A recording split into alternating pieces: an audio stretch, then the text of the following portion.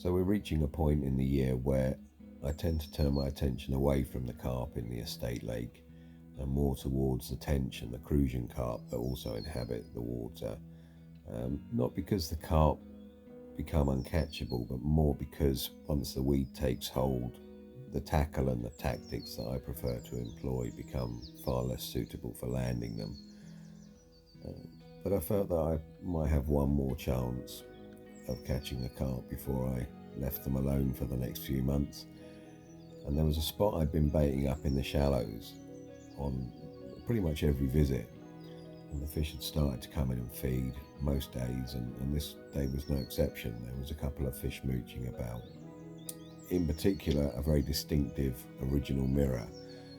Now this is a fish that I'd seen pretty much every visit, and I'd had feeding on numerous occasions, and on one occasion, as this little snippet shows, about 10 days previously, I'd got it all the way to the hook bait,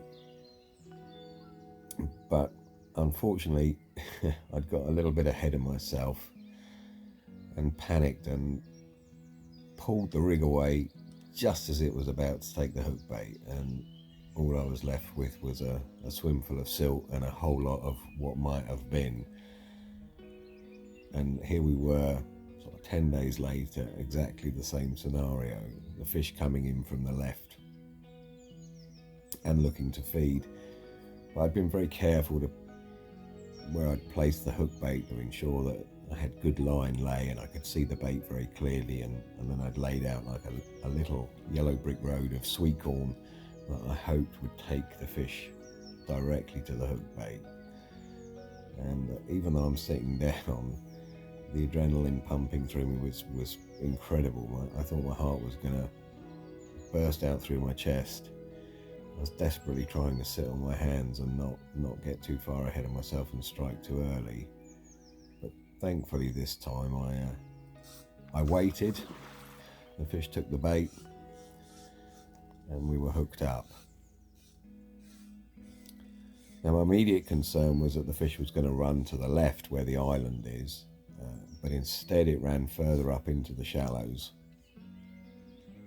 and then unusually it flanked really hard down into the silt in an effort to dislodge the hook, and you can see the silt cloud coming up there. But in doing so, it got the line wrapped underneath its body and trapped behind a pectoral fin, which stopped it from regaining its balance and disorientated it quite a lot.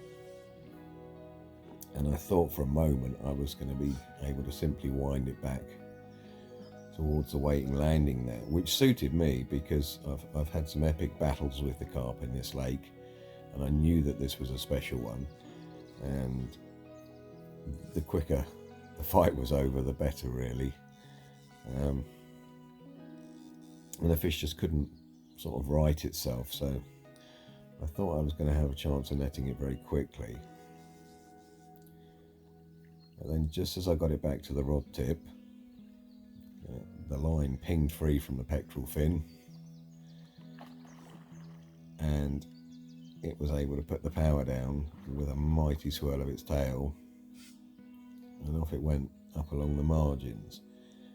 And this is something I've noticed with the originals in this lake, is they have a tendency to run parallel to the margin, and once they've put a good distance between you and them, they then dive into cover further down the bank. Despite the fact it's not a particularly snaggy lake, if you look at the far side you can see there's a lot of tree cover, which means that there's lots of roots and various sort of branches laying around. Nothing huge, but enough to cause problems if a fish gets into them. But I think this fish was still slightly disorientated because after the initial run I was able to work it back towards me fairly easily. But as I might look calm on the outside, but I'm panicking like crazy on the inside because I really wanted this fish. And once I got it back to the rod tip, it actually wasn't too many problems. I was able to get it in the net fairly easily. A good friend of mine was tench fishing a couple of swims further down, and he heard the commotion and came up to lend a hand. And I think he was blown away by this fish as well, because just incredible colours on this fish. And you can see that the apple slice scales are what makes this fish stand out so much in the water. They're very, very distinctive when you see it swimming about.